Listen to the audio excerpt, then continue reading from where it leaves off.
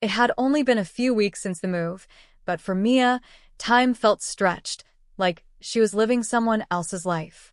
Most of the boxes were unpacked, and the days had started to slip into a routine. Still, an uncomfortable feeling clung to her like static.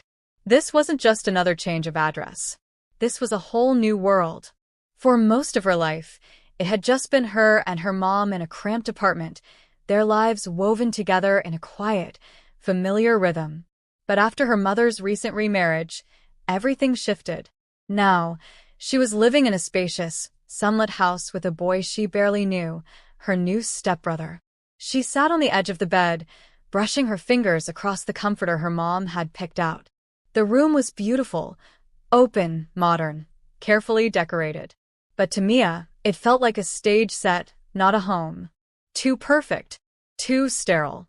Downstairs, she imagined Luke was probably in the living room again. They hadn't said much to each other, just the usual surface-level greetings, polite smiles, and quiet nods when they passed in the hallway. He seemed nice enough, maybe even thoughtful, but something about him felt unfamiliar. Not threatening, just unknown. Maybe it was the way his eyes lingered on her sometimes, not with judgment or malice, but with quiet curiosity, as if he was trying to see past the stepsister label and understand who she really was. Or maybe it was simply the fact that he hadn't been a part of her world before, and now, suddenly, he was. Her mom's voice echoed in her mind. Give him a chance. Luke's a good kid. He's just adjusting. But Mia wanted to scream, what about me? She'd been there longer. She was the one whose life had been turned upside down. It felt like everyone was bending over backward to help Luke feel at home, while she was just expected to quietly blend in. That evening, her mom called cheerfully from downstairs. Mia, come down. We're having a family dinner. Luke helped me pick the recipes. Mia hesitated at the top of the stairs. She thought about staying in her room, avoiding the forced smiles and small talk. But guilt tugged at her, and she padded downstairs.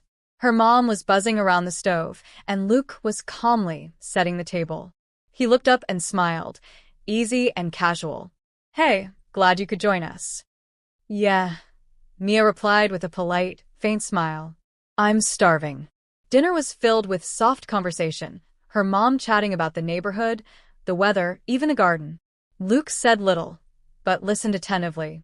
Mia tried to join in, but every time her eyes met Luke's, a strange awareness stirred in her. Something that made her skin prickle. He didn't look away, but he didn't push either. There was a quiet stillness in him, like someone who knew how to hold space rather than fill it. Later that night, Mia curled up on the couch, her thoughts spinning. She had spent so much time resisting this new version of life, shielding herself from the unfamiliar.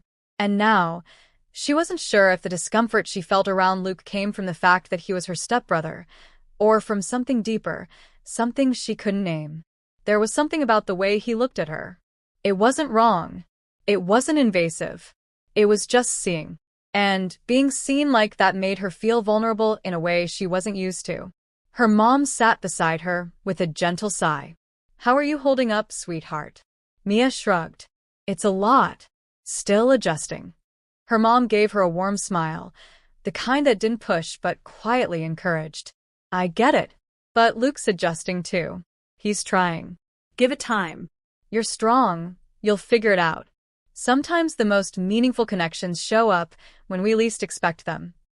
Mia didn't respond. She stared at the stairs. That's when she saw him. Luke, leaning casually on the banister, watching them. Their eyes met for a brief second before he turned and disappeared. But in that instant, something passed between them. Unspoken. Unnamed. But real. The days that followed blurred together. Mia couldn't pinpoint when things began to shift, only that they had. Luke didn't do anything dramatic.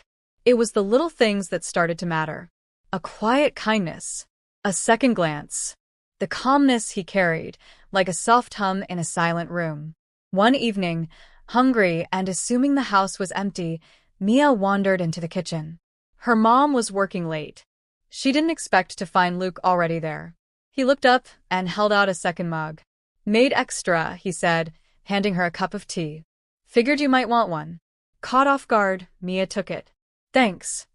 They stood there drinking in silence. But it wasn't awkward. It just felt new. I was thinking of going for a walk, Luke said casually. Wanna come? Part of her wanted to say no, to keep her distance. But there was something in the way he asked. So simple. So sincere. It made her pause. Sure, she said after a moment. I could use the air. The walk was quiet and calm. And for the first time, being around him didn't feel like pretending.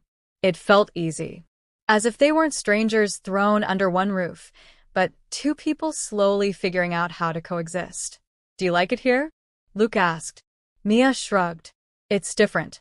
Still feels like I don't belong. I get that, he said. This wasn't what I expected either. But maybe different doesn't have to mean bad. She looked at him, really looked, and saw it in his eyes. He meant it. He understood. In the days that followed, something in her began to loosen. The walls she'd built started to lower, not with a crash, but gradually, in small, quiet moments. Luke hadn't changed. He was still gentle, steady, calm. But to Mia, he was starting to feel less like a stranger and more like something else entirely.